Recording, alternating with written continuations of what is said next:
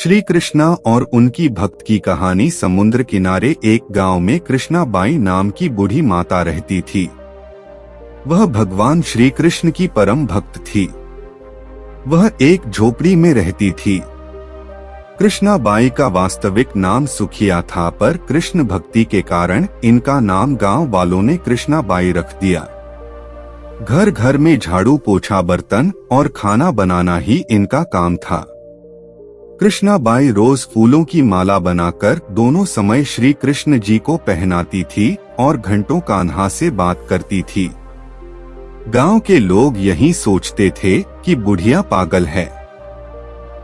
एक रात श्री कृष्ण जी ने अपनी भक्त कृष्णाबाई से यह कहा कि कल बहुत बड़ा भूचाल आने वाला है, तुम यह गांव छोड़कर दूसरे गांव चली जाओ। अब क्या था, मालिक का आदेश था।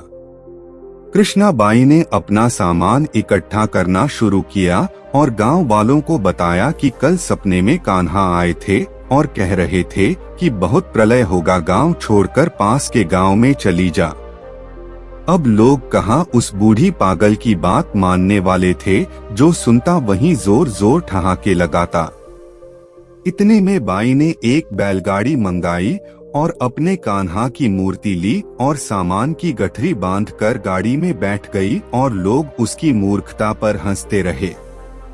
बाई जाने लगी अपने गांव की सीमा पार कर अगले गांव में प्रवेश करने ही वाली थी कि उसे कृष्ण की आवाज आई, अरे पगली, जा अपनी झोपड़ी में से वह सुई ले आ जिससे तू माला बनाकर मुझे पहनाती है।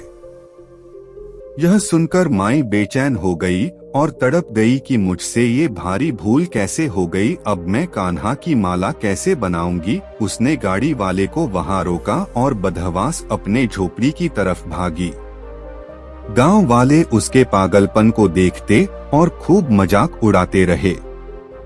माई ने झोपड़ी के तिनकों में फंसी सुई को निकाला और फिर पागलों की तरह दौड़ते हुए गाड़ी के पास आई। गाड़ी वाले ने कहा कि माई तू क्यों परेशान है, कुछ नहीं होना। माई ने कहा, अच्छा अब चल और जल्दी से अपने गांव की सीमा पार कर। गाड़ी वाले ने ठीक ऐसे ही किया। अरे यह क्या! जैसे ही सीमा पार हुई पूरा गांव ही समुद्र में समा गया। सब कुछ जलमग्न हो गया। गाड़ी वाला भी अटूट कृष्ण भक्त था। येन केन प्रकरण भगवान ने उसकी भी रक्षा करने में कोई विलंब नहीं किया। इस कहानी से हमें यह शिक्षा मिलती है कि प्रभु जब अपने भक्त की मात्र एक सुई तक की इतनी चिंता करते हैं तो वह भक्त की रक्षा के लिए कितना चिंतित होते होंगे। जब तक उस भक्त की एक सुई उस गांव में थी, पूरा गांव बचा था। इसीलिए कहा जाता है कि भरी बदरिया पाप की बरसन लगे अंगार। संत न होते जगत में जल जाता संसार।